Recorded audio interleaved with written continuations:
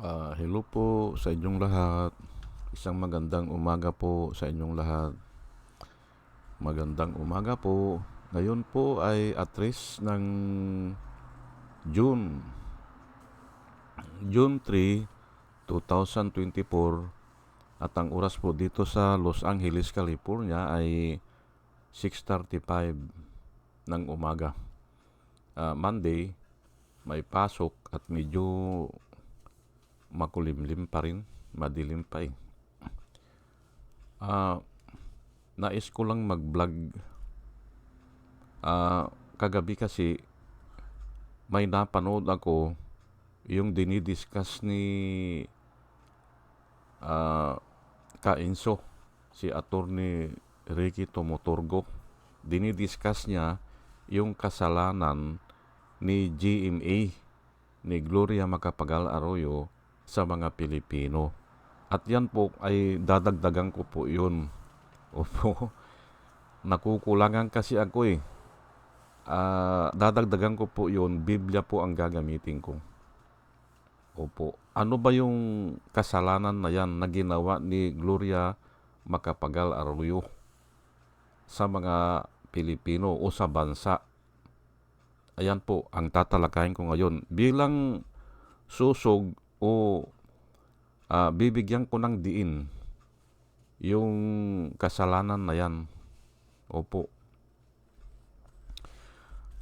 Ah, Tama yung sinasabi ni Attorney Ricky Tomoturgo eh. Tama yun. Ah, Walang question dun. Opo. No question asked. Sigurado yun. Pero mas maganda kung mayroon tayong makikita po na Bible verse na sususog doon sa tinatalakay niya. At ito nga, yan po ang trabaho ko ngayon. Yan ang gagawin ko ngayon. Opo. Ipinakita kasi ni Gloria Macapagal Arroyo sa pamamagitan ng JMSU, Joint Maritime Seismic Undertaking noong 2005. Ipinakita kasi sa China ang kayamanan dyan sa West Philippine Sea. Ayan po. Yan po ang ang totoo dyan. Kaya ngayon ay parang itong China ay nauulol na. Opo, gusto nilang kunin talaga yan. Ayan. Ayaw na nilang tantanan. Hindi ba? Kasi nga malaking kayamanan po yan eh. Sa oil. Pero bago ako magtuloy-tuloy ay hayaan nyo muna na pasalamatan ko muna yung mga subscriber po natin na sumusubaybay sa atin. Ay salamat po sa inyong lahat. Nang dahil po sa inyo ay ako ay patuloy na nagbablog araw-araw po, tuwing umaga from 6:30 to 7 o'clock. Ito po sila batch number 1 po ito Si Rosana Narumi ng Japan, si Al Olalia ng Bacolor, Pampanga, Librager, Alex Sarmiento, Dolor Garcia ng Milano, Italy. Salamat po sa inyong lahat. Si Nana Antibi ng Bahrain, Will Utaib ng Laguna, Nelson Balyaran, Julia Magbanua ng Singapore, Andre Deliver, Arnold Pernan ng Cebu,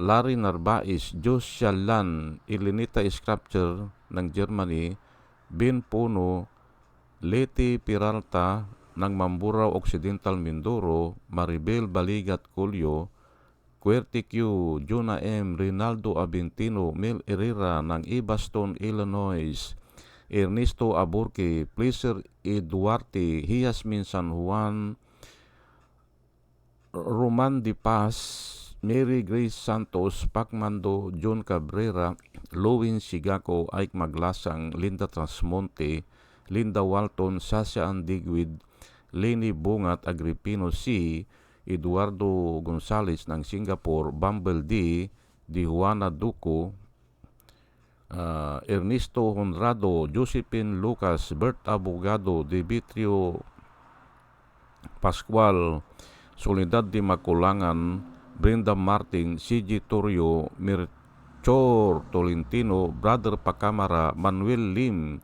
Danilo Magno, Lawrence Alindayo, Edilberto Infante, Bus Reyes, Paul Vincent Lim, Sonny Gaya, Rupino Baldos, Betty Velasco, William Eli, John D. Cinco, Victorino Ripran, Norman Nabatar, Bonifacio Avila, Danilo Magno, Carl Aman, Salvi Ibanez, Dungus Tikton, Tibtib Mercado, Bernadette Francisco, Yoser P.O., Cyril Andres, Hermihenel Dogardi, Ruben Delpin, Mama Gina, Lance Sumintak, Leonardo Asibis, Jose Tosi. Salamat po sa inyong lahat. Nang dahil po sa inyo, ako ay masigasig na nagbablog po araw-araw. At ito naman po mga vloggers na kung saan ay nire-recommenda ko po sa inyo na ating suportahan at panoorin po. Ito po sila, no? Si Michael Apasible Bulletin, Attorney Enzo Recto, Bunyog Pagkakaisa, Vlogcaster Armandin, Engineer Tuto Kausing, Aling Marie, Mr. Sa Totoo Lang To, Christian Isguera, PMTGR Vloggers, The Action Man, Roy Japan Tours, Divina Apostol, CG Picchay, Kapihan ni Art at Ago, Demjus Johnny Kakamping, Ang Batas with Attorney Claire Castro, at saka yun si Waldi Carbonil. Ugaliin po natin na makinig sa kanila o panoorin natin sila at marami po tayong matututunan.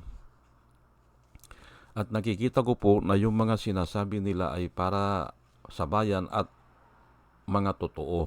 O sige po, at tayo po ay tuloy-tuloy na sa ating topic ngayon. Ang topic po natin ngayon ay isasandal ko pala yung ang topic po natin ngayon ay kasalanan ni Gloria sa mga mamamayang Pilipino. Kinuha ko po kagabi po ito doon sa dinidiscuss ni Attorney Ricky Tumuturgo ng Bunyog Pagkakaisa. Ayan po. Pumayag kasi ito si Gloria Macapagal Arroyo na magkaroon ng joint marine seismic means yung lindol undertaking. Yung research, ginawa nilang undertaking. Ayan po ganyan po ang katatalino ang mga tao. Yung exploration, ginawa nilang research. Yung research ay o study, delikado pa yun ginawa nilang undertaking na lang. Ayan po. At yung oil, ginawa nila ng seismic o joint. Ay yung palang sa joint, ay mali na po yun kasi sa international law ay exclusive po yan economic zone. Ginawa po yan ng mga magagaling na tao sa Europe para maiwasan po ang gera o ang labanan ng mga teritoryo. Ginawa po nila yan. Kailangan exclusive yan. Mayroon kang 200 nautical miles. Ayan po, o 237 kilometers from the seashore. Ayan po. Ay bakit pumayag ito si Gloria Macapagal Arroyo na kasama pa ata ang Vietnam dyan? Ay wala naman tayong kakayahan dyan. Ang gagawa lang dyan ay China. Kaya nakita nila ang yaman ng dagat dyan ng mga oil. Ayan po. Kaya kung nakita na nila ay ayaw nilang tantanan yan. Sa kanila na yan. Mahalaga po kasi ang yung makita. Opo, at yan po ang i-discuss ko dito. Hayaan ko na yung iba na mag-discuss dyan na mali yung ginawa niya. Actually, sinabi na ng Supreme Court kailan lang last year ata na ang constitutional yung ginawa ni President Macapagal Arroyo. Ayan, si GMA nga, Gloria Macapagal Arroyo. Ang konstitusyonal po. Kasi nga, ay, kuwan yan pagtataksil po sa bayan yan pero, ito ididiscuss ko lang na kung papaano ang mga Israel noon, ipinakita nila yung ginto.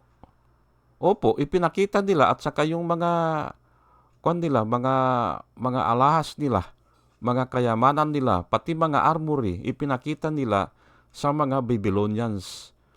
At sabi ni Propeta Isaiah, bakit ipinakita yan? Sabing ganun, ay lulusobin tayo niyan at gagawin tayong captivity. Ganun nga ang nangyari. At kukunin nila lahat ang kayamanan natin. Yun ang sinabi ni Propeta Isaiah kay King Hezekiah, 13th King of Israel. Actually, nahati na yung Israel Judah. King of Judah na siya. Nilusob sila afterward. Ito po, babasahin ko at naikwento ko na po ito dati, kaya lang walang verse. Ito talagang babasahin ko talaga ang verse. At kulang pa rin ito, kulang pa rin, pinili ko lang yung pupwede. Ito nga 1 King chapter 20 verse 12 hanggang 19 po.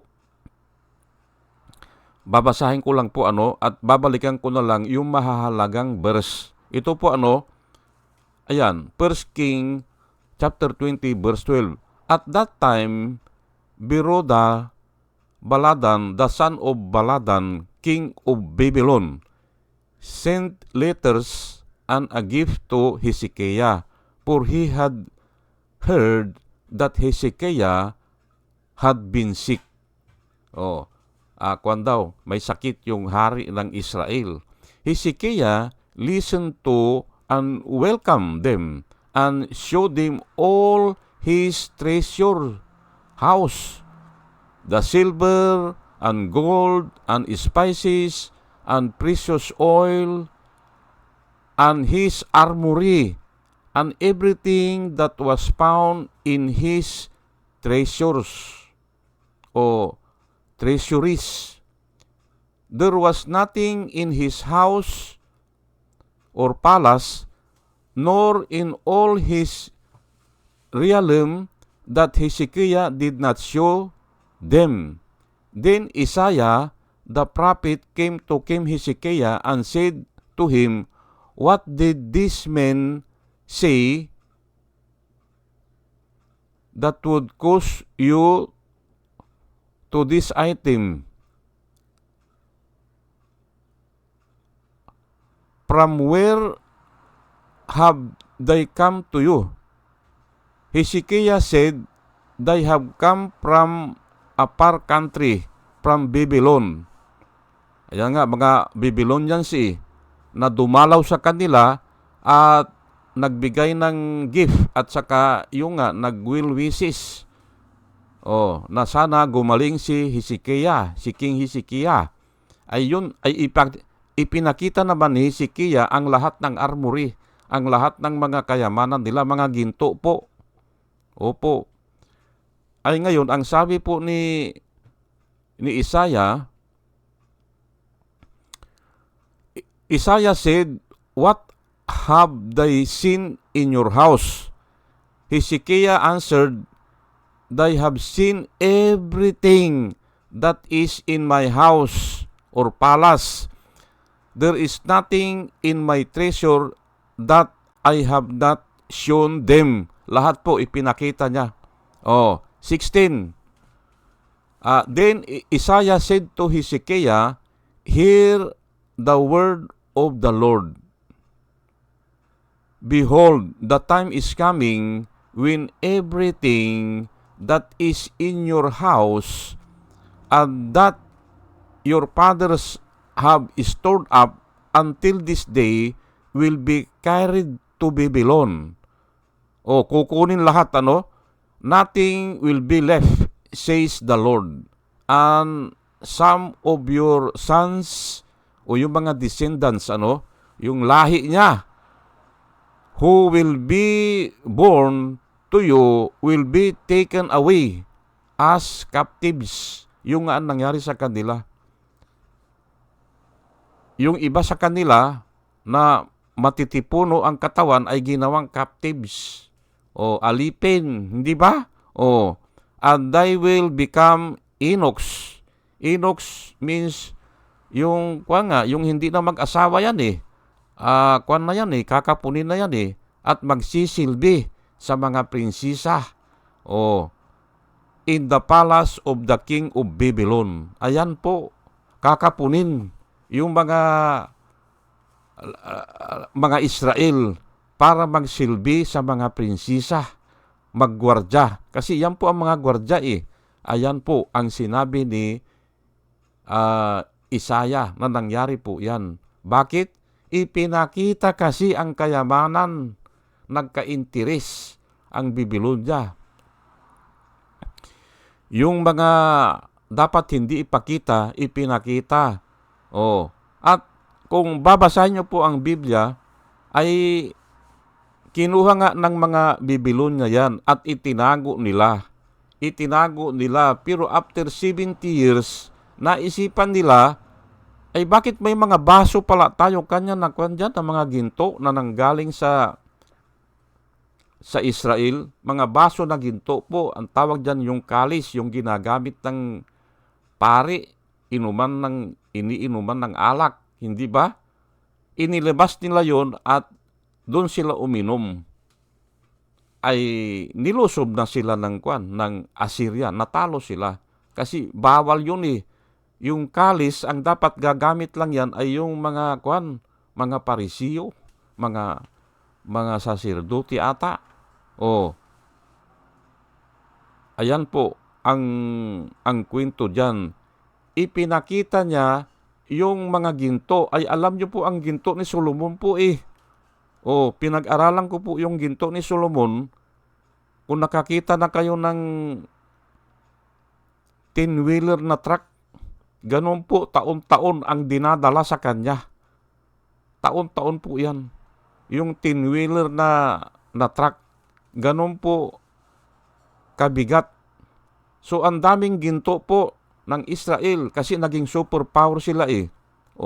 Yun siguro ang ipinakita, although na divided kingdom na ito under kay King Hezekiah, ay marami pa rin siguro.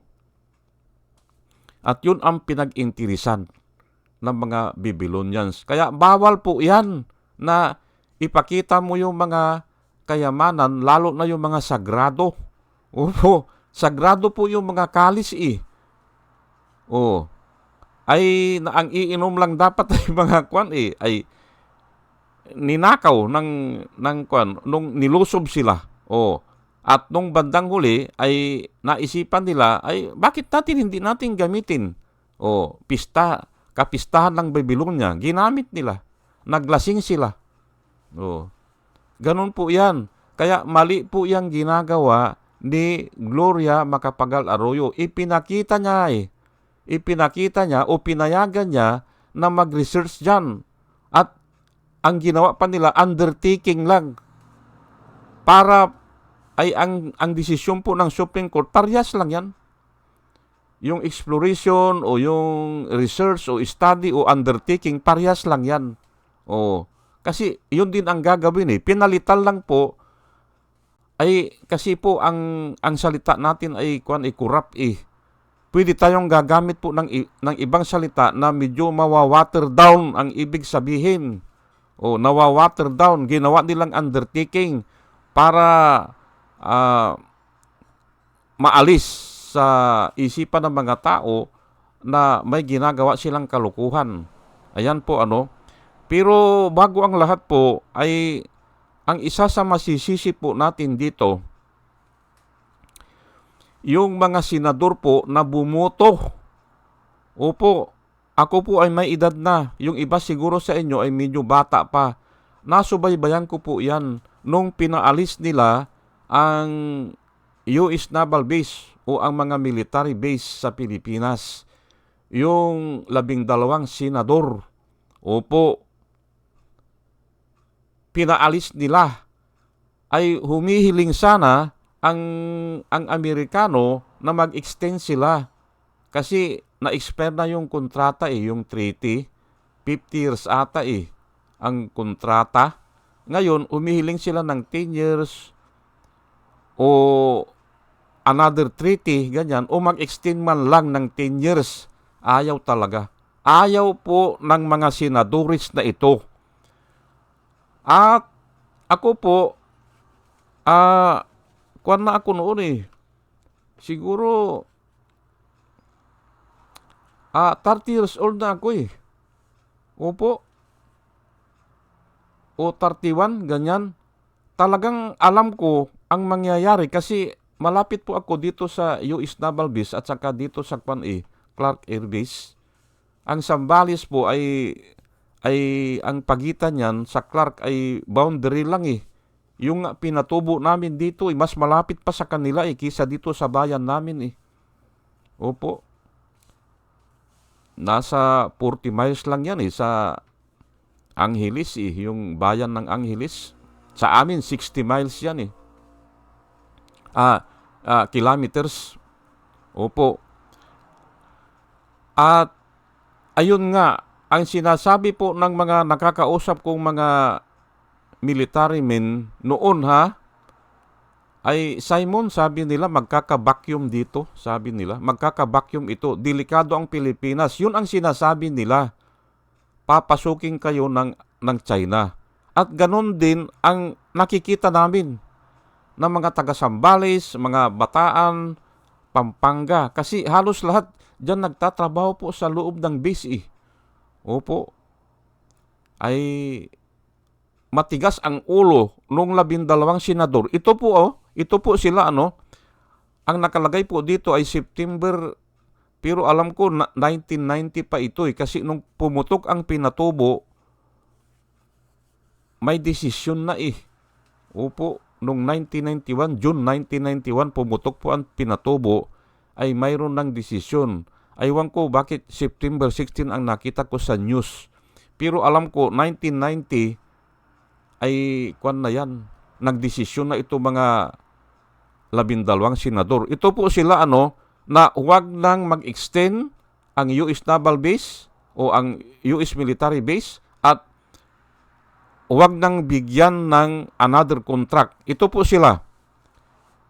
Yung 8 muna, yung 8 na hardcore po ito si Salonga, Jovito Salonga, si Wilberto Tanyada, Chotisto Gingona, Rene Sagisag, Victor Siga, Sotelo Raurel, Ernesto Masida, at saka si Butch Aquino. Yan po ang 8. Yan ang 8 na Korean.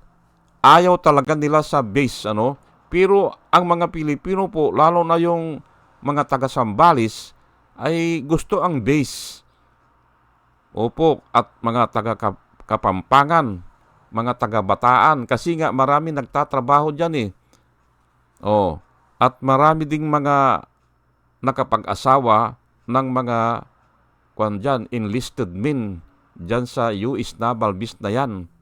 At ito naman po, kasi nga 12 sila, si Juan Ponce Enrile, ayan po, pumirma po yan. Si Joseph Estrada, nabuhay pa sila yan ngayon. Si Mercado ata, buhay pa. Si Orly Mercado at saka si Aquilino Pimentel. Yan po, yan sila, 12 ang ayaw sa US Naval Base. Pero, okay, paraanin natin sila kasi hindi nila alam, aywan ko lang kung nagtatanga-tanga lang sila, hindi nila alam ang gagawin ng China. Maaring yan ang reason nila dyan. Hindi nila alam na kung ano ang gagawin ng China. Napapasukan nila, katulad nga yan, yung Bahog di Masinloc Hindi nakakapunta ang kwan dyan, ang China dyan, nung may naval base dyan, dito sa Subic. Kasi kitang-kita po yan Natiteleskopyo po yan. Yang area na yan. Hindi sila makalapit dyan. At may mga satellite camp din dito sa yung PMA ngayon.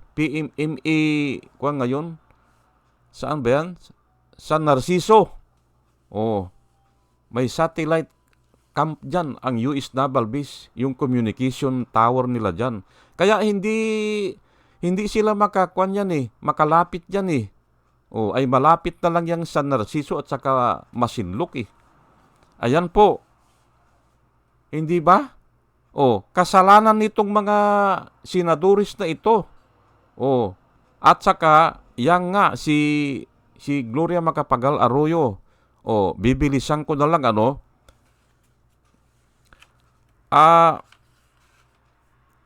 pag nakita kasi ng isang tao ang isang bagay, pag nakita niya, doon siya nagkaka-interes. Alam po natin yan.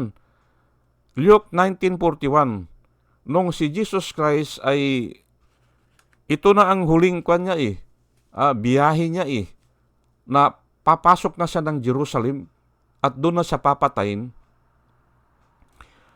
Luke 19:41, and as he approached Jerusalem, he saw the city and he wept over it.